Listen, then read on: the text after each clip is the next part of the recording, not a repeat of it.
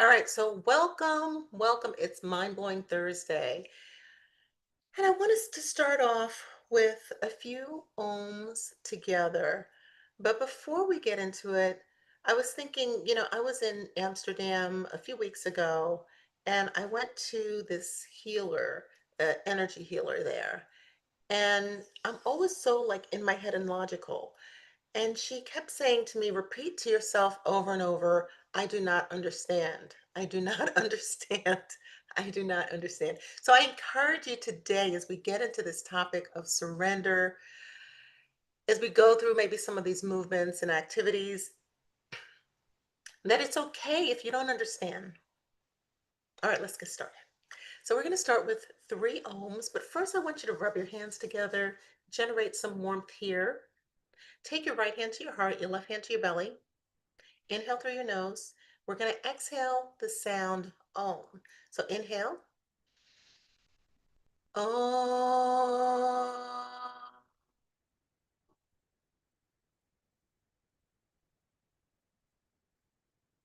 Now, whether you make noise or you Om internally, you can still feel the vibration.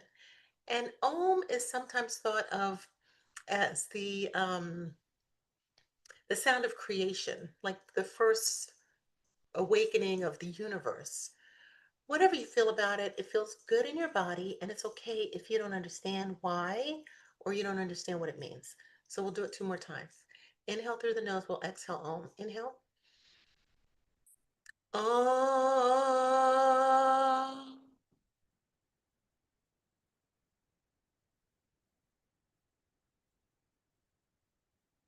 Again, inhale. Om.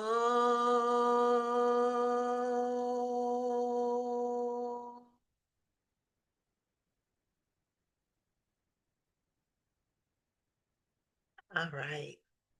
So release that.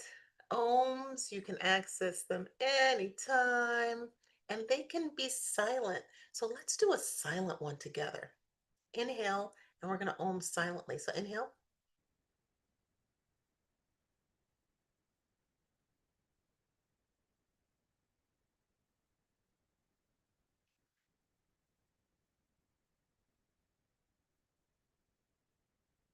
Mm.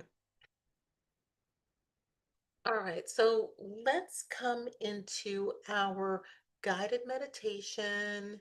So, however you're sitting, wherever you are, you just want to make sure that you have a straight back. So, if you're sitting in a chair, you might want to push your bottom farther back in the chair to help you sit up straight. You might want to take those shoulders up and back to help you sit up straight. You might want to imagine a thread through the crown of the head to help you sit up straight. So find what feels like a straight spine for you. And then just bring your awareness to your breath. So there's no need to change the way that you're breathing. Just see if you can notice the sensation of air as it enters and leaves the body right at the tip of the nostrils.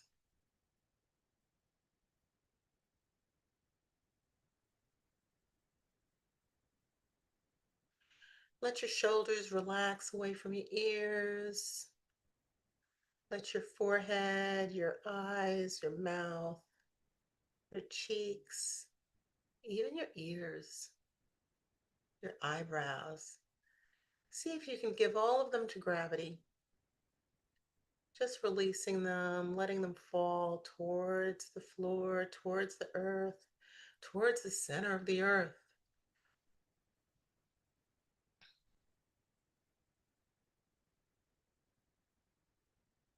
Noticing your breath, releasing the body,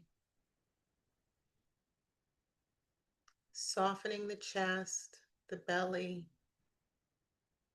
the hips, the thighs, letting them all be soft, but keeping the spine straight, keeping the crown of the head alert.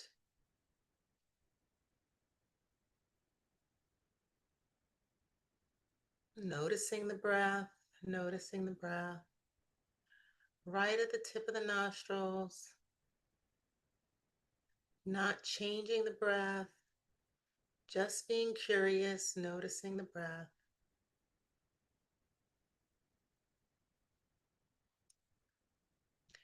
Softening through the belly, the hips, the calves, the feet. Continuing to notice the breath,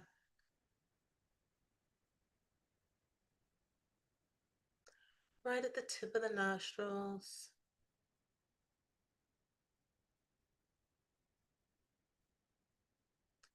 Inhaling and exhaling. Just your normal breath.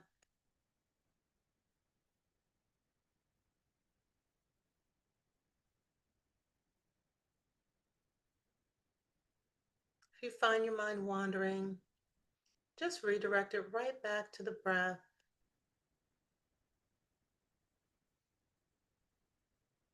We're asking our mind to do one thing and one thing only. Notice the sensation of air as it enters and leaves the body, right at the tip of the nostrils.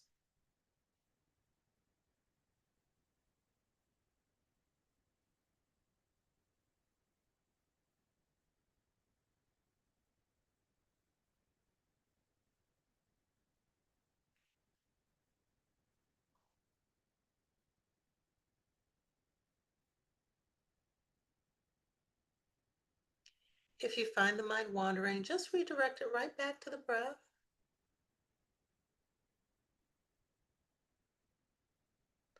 As if you were guiding someone that you love right back onto the right path, back on task. Noticing that sensation of air as it enters and leaves the body, right at the tip of the nostrils. We'll be here for just a few more breaths. Just enjoy that sensation. Only having one thing to do. Notice the breath.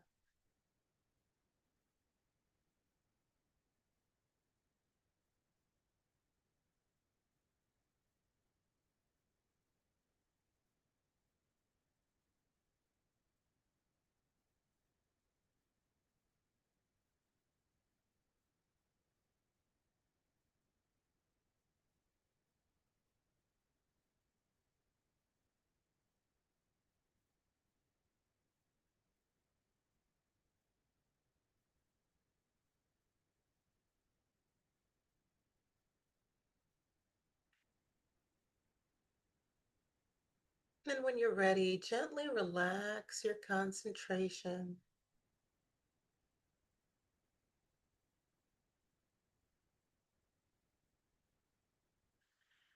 Slowly come back to your normal level of awareness. The eyes are closed. You can gently open them.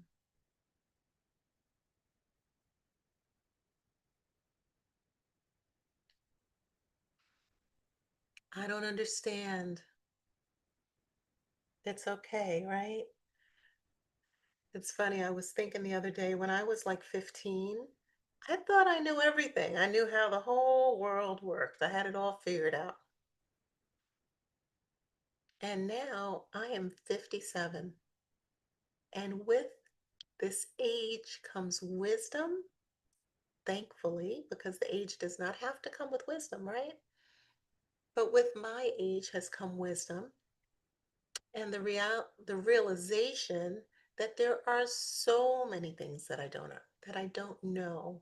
There are so many things that I don't understand, but I'm curious and I can learn. And when I learn, it is my honor and my privilege and my pleasure to teach. So it is okay to not understand. We all go to sleep every night. We don't understand what really happens when we're sleeping. We get up in the day, we move around with these bodies that we don't understand. Even if you are a medical doctor and you spent years and years studying the body, MDs study the physical body. They don't study a whole lot of other aspects of the body. So they're not studying the energetic body, right? They're energy healers. They're spiritual healers. There's so many elements to ourselves that it would be impossible to understand everything. So when you say Om and it feels good, enjoy it, experience it. When you rub your hands together and you enjoy that heat and you press that heat against your body and it feels good, enjoy that. When you press into your body and kind of give yourself a hug, it's okay to enjoy that. We don't always have to process things through our head. We can process through our bodies, through our hearts, through our spirits. So today's topic is why women leaders need to learn surrender. Now, arguably, we all need to learn surrender, but I think specifically when we show up as leaders, whether we are leading our families or, and I mean, it doesn't have to be women either. It's just usually I'm always talking to women, right? But whether we're showing up as leaders in our families or we're showing up as leaders in our communities or at work, we're more inclined to want to control everything. We're plan it out, figure it out, write it down. I got this. This was so me. This was like so me.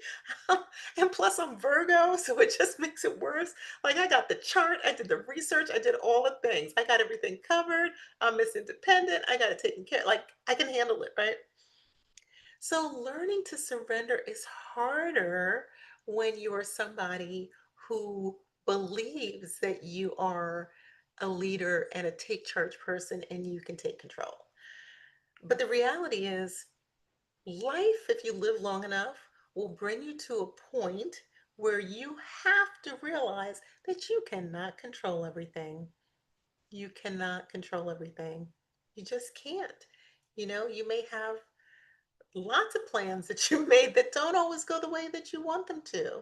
Whether it's picking a job that doesn't turn out the way that you wanted it to, maybe with an organization, or picking a career. I mean, my goodness, the number of doctors and lawyers who went to all this school to study, or even MBAs like myself, who went to all the school to study, and then they find themselves in careers that are not in alignment with them, that aren't what they expected, right? So it can show up in your relationships, maybe your partnership. Maybe you have a wonderful partnership or a wonderful marriage, but 10, 15, 20, 30 years down the road, it may not be fulfilling for you anymore. You've changed, your partner has changed, right? So the things that we think that we can control, we can't really control. There's so many variables that are outside of your control. So what do you do? Do you just get mad and stomp around? I have a whole book about it. Where's my book? Do you just get mad and stomp around because you wanted things to work out a certain way and they didn't? There's a book about it. But what I think it really comes to, and I teach yoga in the mornings before I do these lives. And today we were talking about one of the yoga principles, which is surrender.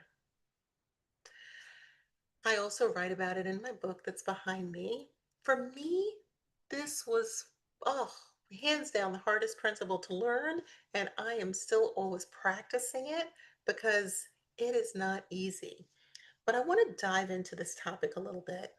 Why leaders need to learn to surrender. Why is surrender? First of all, what is surrender? What are we talking about? I mean, I talked a little bit. We know that it's not being in control, but what does that really mean? And then what does it mean to embrace this idea of not being in control?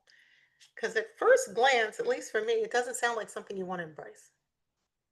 But what I have learned is that you do want to embrace not being in control because by embracing not being in control, you are recognizing that you are co-creating with God, the universe, whatever that looks like for you. You're co-creating with a higher power. If you are doing everything all by yourself and you're in control of everything, then what's God doing? What is spirit doing? What is the I am doing? Where is your higher power? Like if you really got everything, you got it all taken care of. Well, if you got it all taken care of, what do you need the universe for? Well, the reality is, you don't have it all taken care of. But I know we think that way, right? Anyway, so I'm going to read from 12 Steps to Mind Blowing Happiness. Step 8, which I would say, the first 5 steps are like your bachelor's degree in purpose fulfillment, really deep happiness. But then when you go beyond those first 5 steps, that's when you kind of get into your master's degree. So surrender is a master's degree topic on achieving your fullest calling, highest potential, deepest levels of joy. So embrace surrender, lay your weapons down. Why do I say that? Because sometimes it feels like we always have to fight. We're always fighting to get what we want.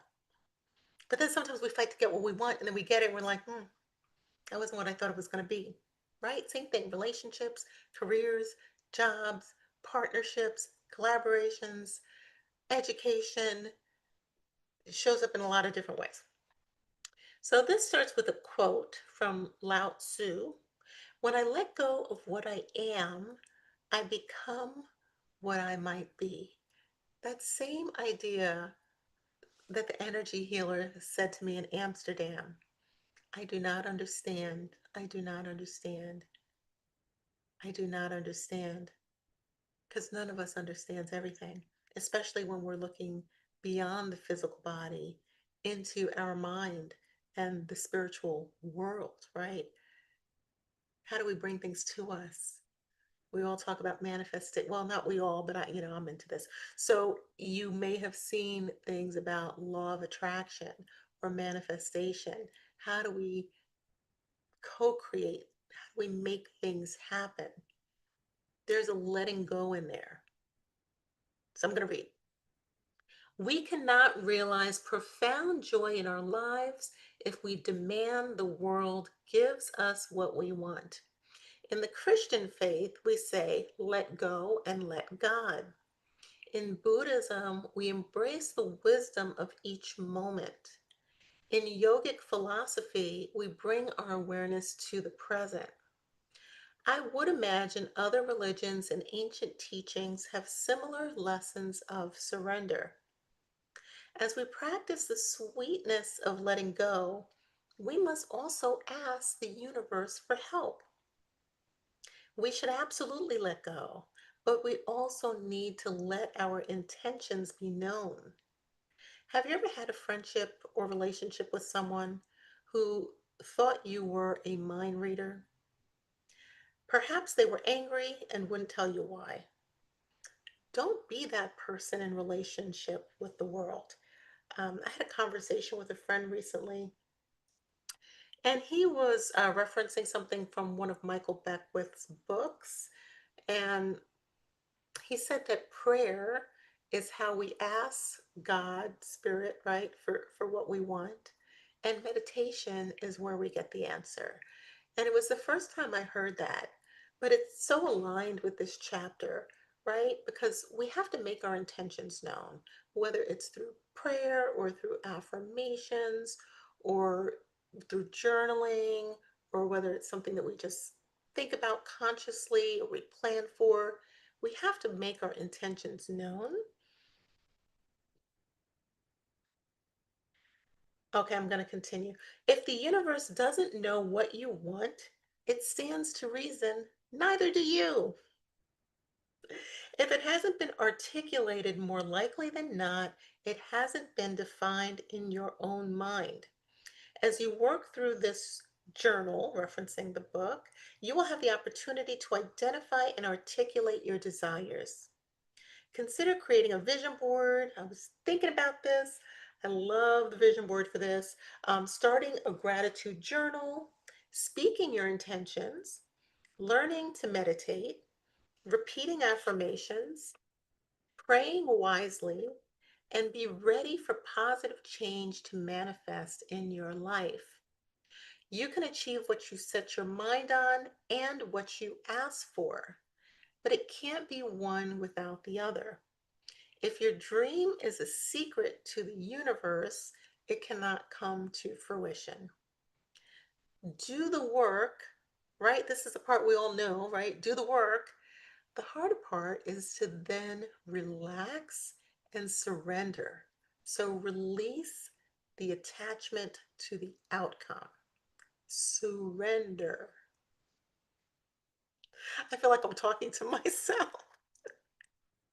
And I say that because this is 100% the one area that I really work on the most because I get in my head and I think I'm going to do this. But I tell you, I have had clients come to me and I'm like, I don't know where this person came from, and then I'll even ask them, how did you find me? And they're like, oh, I don't know, you know? So the universe is powerful. God, higher power, whatever word you use. This world, this energy is powerful. And the things that you need can come to you without you always having to do every piece of the work. So do the work, then relax and surrender. Stillness practices like meditation and some forms of yoga can sometimes bring out unexpected emotions. You might even experience those, on these calls with me. These are typically feelings that you normally ignore rising to the surface. The benefits far outweigh the discomfort. With time, stillness and reflection can feel like a direct portal to divine intelligence. In those moments of quiet reflection, we discover clarity and purpose. As you grow and transform, you will elevate your environment just like a rose planted in your window box elevates your home. I know we're all starting from different places. Just know that no matter how difficult things may be right now, what's on the other side is absolutely beautiful. Don't give up. Don't fight it. Accept it. Be still. Respect it. And surrender. Hmm. I haven't read that in a while, and I didn't read it before getting on this Mind Blowing Thursday call with you. So it's always fun to reread my stuff and be touched by it again. I hope you enjoyed that. So there's another quote here from Rumi. When the world pushes you to your knees, you're in the perfect position to pray. And I want to leave you with a couple of um, questions that you can take with you on this topic. I'm going to take them directly from the book.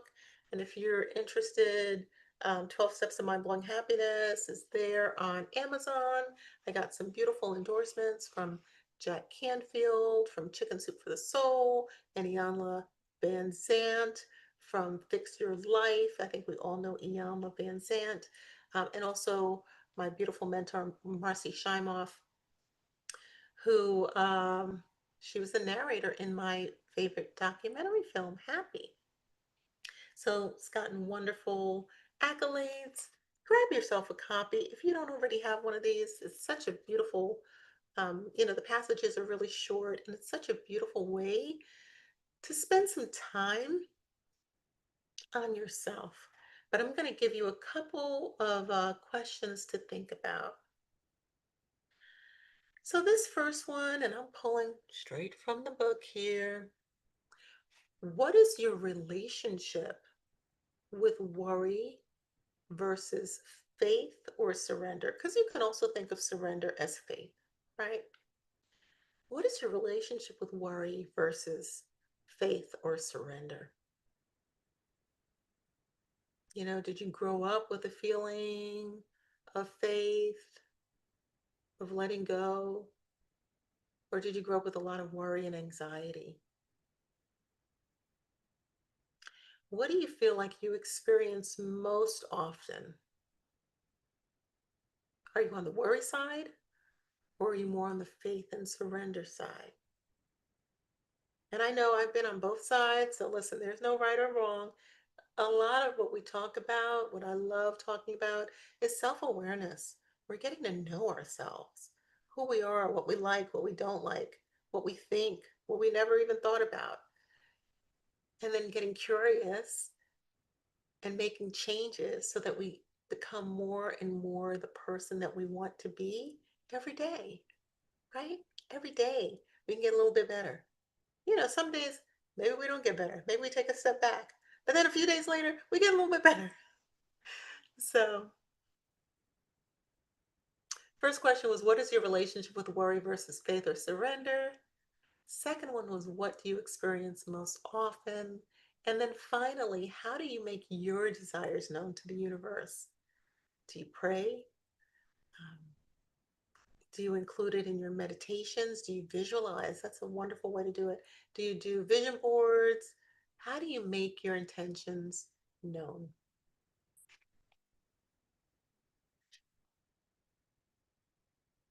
All right. And why do we need that? I mean, we need it because we want to manifest the things in our life that we want, and we want to be calm and healthy and not on this hustle grind thing that makes us sick. And we need it, you know, because that hustle grind thing that makes us sick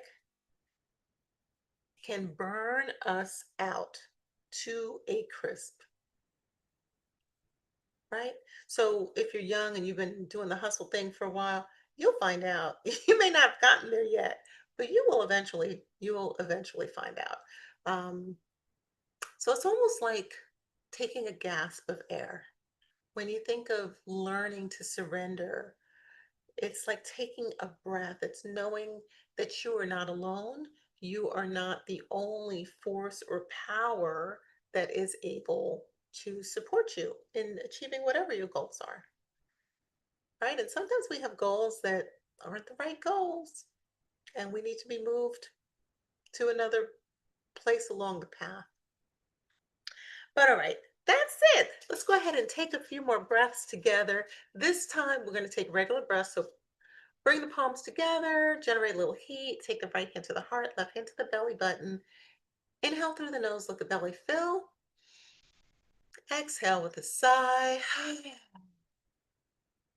Again, inhale through the nose, let the belly fill. Exhale with a sigh. Last one, inhale and exhale. All right.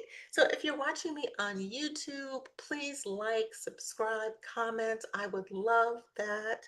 I'm spending a little bit more time on YouTube and working to grow this platform. So your engagement would be incredibly helpful to me. If you are not receiving my newsletter, or if you are not registered for the Mind Blowing Happiness Circle, they're both free. You can get them on my website. So you can go either to trishahjelroberts.com or mindblowinghappiness.com and register there. And yeah, and that's it. So when you do that, it'll keep you updated for in-person retreats that I have coming up, and also, other cool webinars and things that you can take part in, um, articles that I have coming out. So I appreciate that. I hope you will sign up for the newsletter, join my community, and I will see you next week. You have a wonderful rest of your